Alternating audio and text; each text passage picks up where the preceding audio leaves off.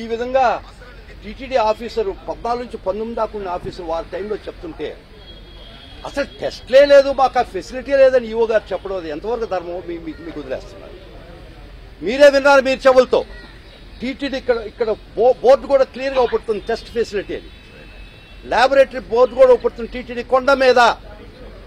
ఇటువంటి పరిస్థితుల్లో కూడా మాకు టెస్ట్ చేసే ఫెసిలిటీ లేదనే అంత దుర్మార్గమైనటువంటి ప్రచారం చేస్తున్నారంటే గౌరవనీయమైనటువంటి పరిస్థితి పొజిషన్లో ఉన్నటువంటి వ్యక్తులు కూడా ఇది ధర్మమా అని అడుగుతున్నారు. మేము నాసిరకమైనటువంటి గీ సప్లై చేసే వాళ్ళ రక్షణ ఖచ్చితంగా రావటం లేదు. ఒకవేళ ఒకరికి ఒక కాంట్రాక్ట్ అవార్డు అయితే వాళ్ళు తెచ్చినటువంటి ప్రతి ట్యాంకరు టీటీడీ వారి పర్యవేక్షణలో 3 టెస్టులు చేసి అందులో ఏ రకమైన నాసిరకం పదార్థం కలవలేదు అంటే మాత్రమే అది టీటీడీ లోపలికి వచ్చి ప్రసాదాలు వీటికి వాడడం జరగదు. ఒకవేళ ఇది 6 ట్యాంకులు, ఫస్ట్ ట్యాంక్ మే 15th ఏఆర్ ఫుడ్ పంపించింది మే 15వ తేదీ. అప్పుడు వైఎస్ఆర్సీపీ గవర్నమెంట్ కాదు, ఎలక్షన్ కోడ్ వచ్చేసి ఉంది. ఎలక్షన్ కోడ్ వచ్చింది, బోర్డు లేదు. తర్వాత 10 ట్యాంకులు వాళ్లే సప్లై చేశారు. చేసిన తర్వాత 4 ట్యాంకులు నాసిరకం అని మీరు వెనక్కి తిప్పి పంపించారు. ఇంకా ఈ నాసిరకంది లడ్డు తయారీలో ఎట్ట ఉపయోగపడ్డది, ఎట్ట ఉపయోగపెడుతుందో మీరే చెప్పాల్సిన అవసరం. అప్ టు ది మార్క్ ఉన్నటువంటి 6 ట్యాంకులు మాత్రమే లోపలికి పంపించాం. నాసిరకమైనటువంటి 4 ట్యాంకులు మేము తిప్పి పంపించామని ఉందా కాదా చెప్పండి, కుటుంబేసి చేసుకొని చెప్పండి. ఒకవేళ ఒక సప్లయరు ఒక ప్రోడక్ట్ వాళ్ళు చెప్పినటువంటి క్వాలిటీ పారామీటర్స్ లేకుండా పంపిస్తుంటారు. అది ఈ టెస్టింగ్ డిపార్ట్మెంట్ టెస్ట్ చేసి ఇది నాసిరకం అని చెప్పి వెనక తీ పంపిస్తారు. ఇది సర్వసాధారణం.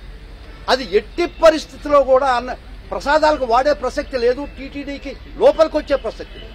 కాబట్టి ఈ లడ్డులు ఈ విధంగా తయారీలో ఈ విధంగా ఈ అడల్టరేటెడ్, మళ్ళా వస్తాను ఏం అడల్టరేషన్ అని అనే ఒక్క వాదన చాలా దుర్మార్గం.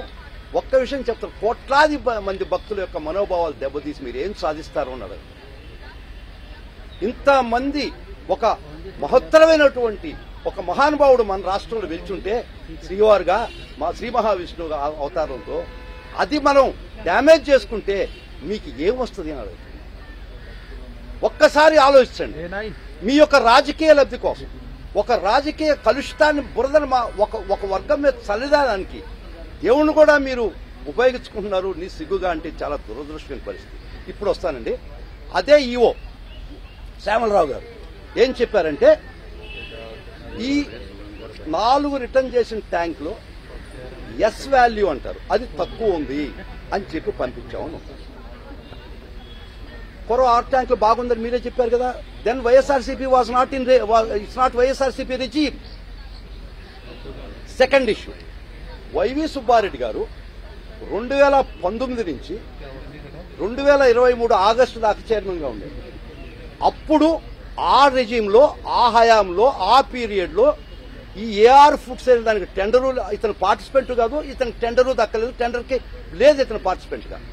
ఇతనికి ఏలాంటి సప్లై చేసేదానికి అధికారం కూడా లేదు. 2019 నుంచి 23 ఆగస్టు దాకా వైవి సుబ్బారెడ్డి గారి రెజీమ్లో ఈ ఏఆర్ ఫుడ్స్ అనేది టెండర్లోనే లేడు, బిడ్డరే కాదు. తర్వాత ఆగస్టు 23 తర్వాత కరుణాకర్ రెడ్డి గారు వచ్చారు.